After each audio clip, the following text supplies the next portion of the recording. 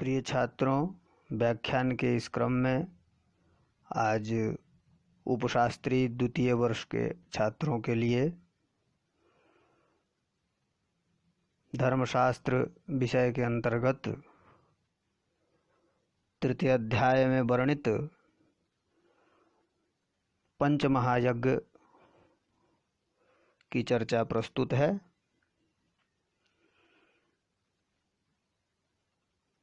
पंचमहायज्ञ जो प्रत्येक गृहस्थ का अपना धर्म है, कर्म है, जिसके बारे में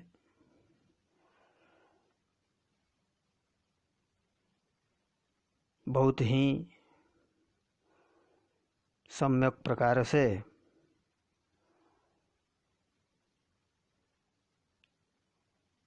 श्लोकों में वर्णन किया गया है। तो यहाँ बताया गया है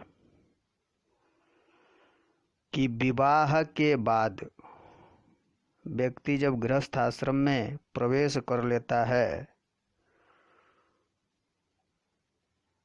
तो वही जो विवाह की अग्नि है, उसी विवाह अग्नि में पंचमहायज्ञ करना चाहिए। तो आइए श्लोक में देखते हैं। वैवाहिके गणौ कुर्वीत गृह्यं कर्म यथा विधि पंचयज्ञ विधानं च पंक्तिं चान्वाहिकीं गृही।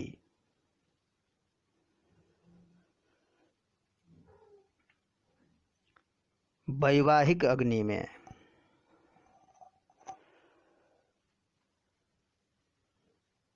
जो विवाह की अग्नि है, उसमें प्रत्येक गृहस्थ के लिए पंचमहायज्ञ का विधान है। उसको विधि पूर्वक करना चाहिए।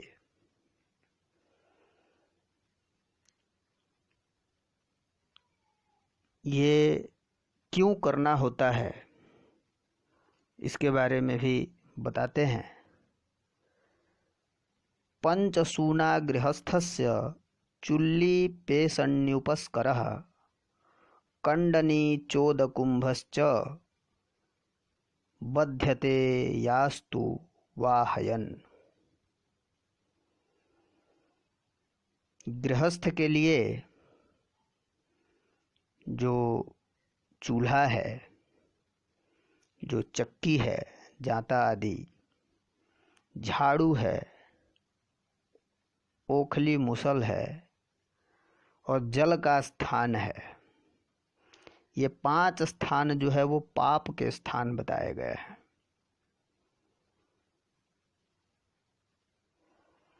और इनका उपयोग प्रत्येक गृहस्थ में रहने वाला व्यक्ति करता है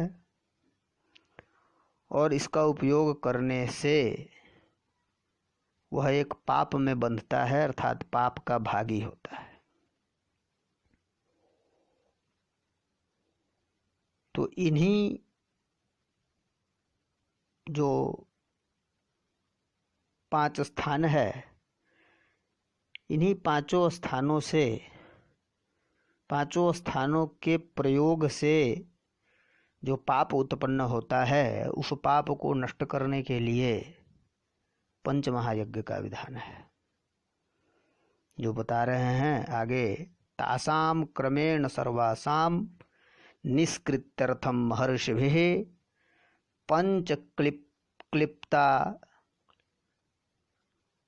पंचक्लिप्ता महायज्ञा प्रत्यहम गृहमेधिनाम।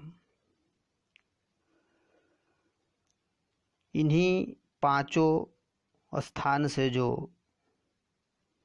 पाप निकलता है, उस पाप की निवृत्ति के लिए महर्षियों के द्वारा पंचमहायज्ञ करने का विधान गृहस्थ आश्रम में रहने वाले मनुष्य के लिए बताया गया है। तो कौन कौन पंचमहायज्ञ हैं,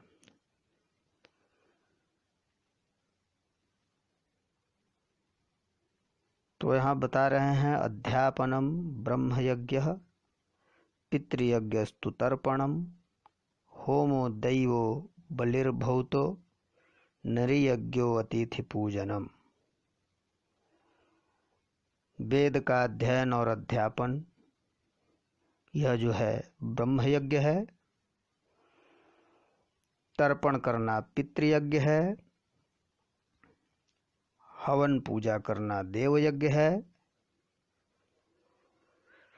बलि वैश्वदेव करना भूत यज्ञ है, और अतिथियों को भोजन आदि सत्कार से संतुष्ट करना नृयज्ञ अर्थात मनुष्य यज्ञ है।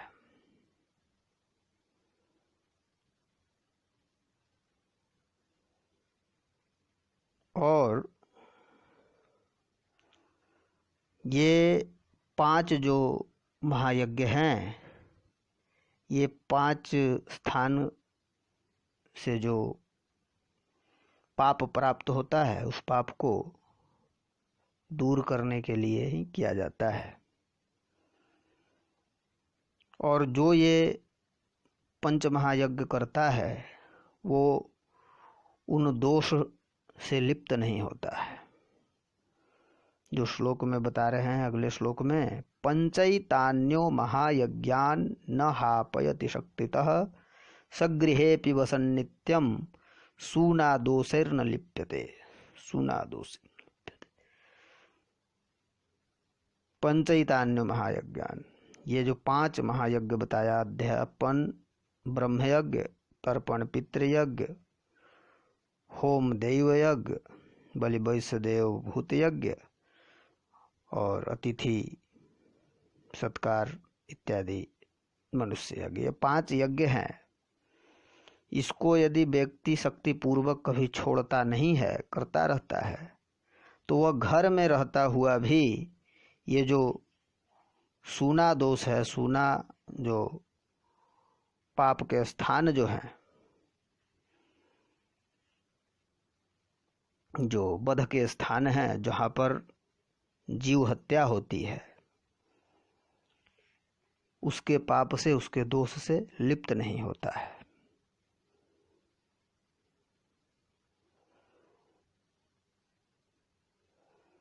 देवता तिथि भृत्यानां पितॄणाम् आत्मनश्च यः न निर्वपति पंचानाम् उच्छ्रवस्वन श्वसन्न जीवति।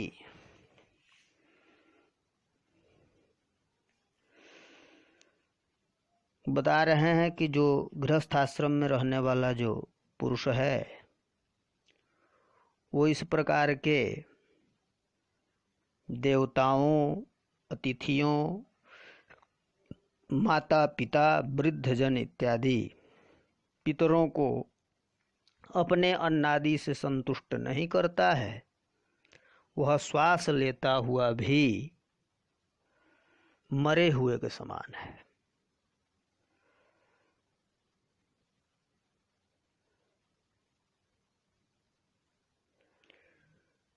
ये जो पंच महायज्ञ, देव यज्ञ, ब्रह्म यज्ञ इत्यादि जो ये नाम है, कुछ महर्षियों ने कुछ भिन्न नाम की भी गणना किए हैं। वह है अहुतम च हुतम चैव तथा प्रहुतमेव च ब्राह्म्यम हुतम प्राशितम च पंचयज्ञान प्रचक्षते। कुछ अन्य मुनि लोग हैं, महर्षि लोग हैं, वो क्या क्या बताते हैं? अहुत, हुत, प्रहुत, ब्राह्महुत और प्राशित,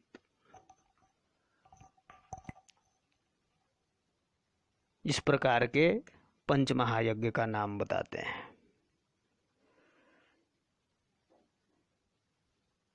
वो क्या क्या है उसको यहाँ बता रहे हैं। जपो अहुतो हुतो होमः प्रहुतो भौतिको बलिः ब्राह्म्यम हुतम द्विजाग्र्याच प्राशितम पितृतर्पणम। अहुत जो आया था, अहुत, अहुत माने जप करना, ये अहुत है। हुत क्या है? हवन करना। प्रहुत क्या है? भूत बलि देना। ब्राह्महुत ब्राह्मण पूजा करना। और पितृतर्पण को प्रायश्चित कहा गया है।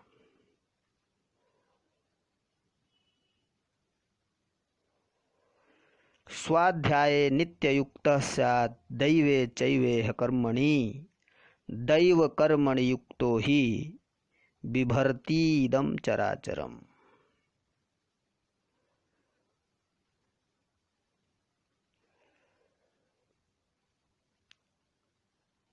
यदि निर्धनता के कारण भी, निर्धन होने के कारण भी अतिथि भोजन आदि कराने में जो असमर्थ है,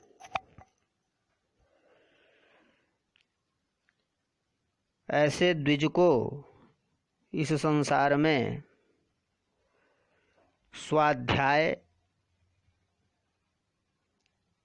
और देव कर्म ये अवश्य करना चाहिए।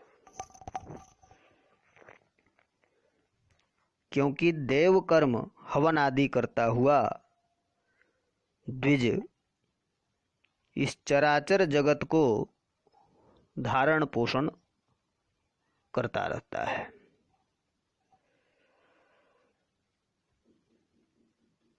अग्नौ प्रास्ताहुति सम्यग् आदित्यम उपतिष्ठते आदित्याज्जायते वृष्टेरन्नम ततः प्रजा। क्यों बताया कि यज्ञ भी करने से, देव कार्य भी करने से जगत का पोषण ही करता है। तो उसके लिए प्रमाण दे रहे हैं किस प्रकार वो देव पूजा करता हुआ भी संसार का पोषण करता है।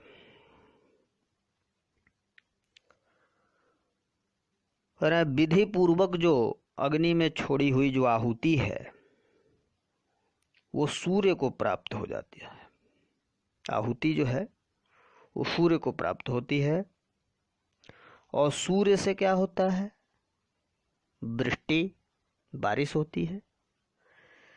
वृष्टि से अन्न होता है और अन्न से प्रजाएं। इस प्रकार प्रजाओं की उत्पत्ति का मूल कारण हवन आदि, पूजन आदि है। इसलिए प्रतिदिन विधि पूर्वक हवन पूजन करना चाहिए।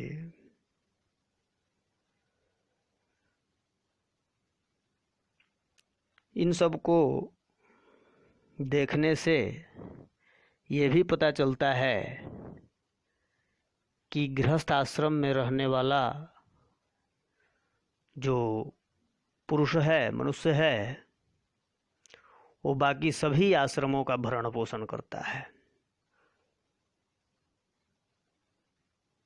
जैसा कि श्लोक में कहा गया है, यथा वायुं समाश्रित्य वर्तन्ते सर्वजन्तवः तथा गृहस्थम आश्रित्य वर्तन्ते सर्व आश्रमाः। क्योंकि बताया पंच महायज्ञ किस किस लिए है, जिसमें हवन आदि बताया, जिससे कि वृष्टि से अन्न, अन्न से प्रजा, इस तरह से सबका भरण पोषण होता है।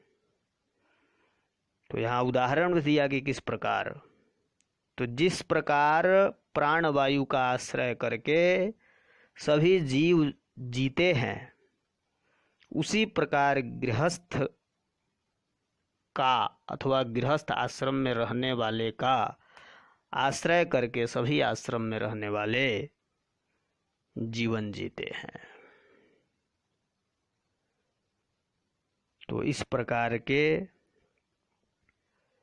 काम को करने से, इस प्रकार के सभी आश्रमों का भरण पोषण करने के कारण गृहस्थ आश्रम को सबसे श्रेष्ठ भी बताया गया है।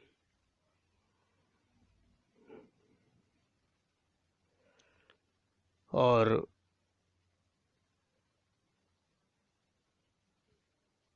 जो गृहस्थाश्रम धारण नहीं करता है उसकी बहुत जगह निंदा भी है, अथवा यह भी कह सकते हैं कि जो मनुष्य दुर्बल इंद्रिय वाला हो, जो अस्थिर मन वाला हो, वो गृहस्थ आश्रम में नहीं रह सकता है। तो आइए देखते हैं कि किस प्रकार गृहस्थ आश्रम को श्रेष्ठ बताया। यस्मात् त्रयोप्याश्रमिणो ज्ञानेन अन्नेन चान्वहं गृहस्थे नैव धार्यन्ते तस्मात् ज्येष्ठाश्रमो गृही। इसी गृहस्थ धर्म में, गृहस्थ आश्रम में रहने वाले मनुष्य के कारण ही ब्रह्मचर्य, वानप्रस्थ और संन्यास आश्रम में रहने वाले भी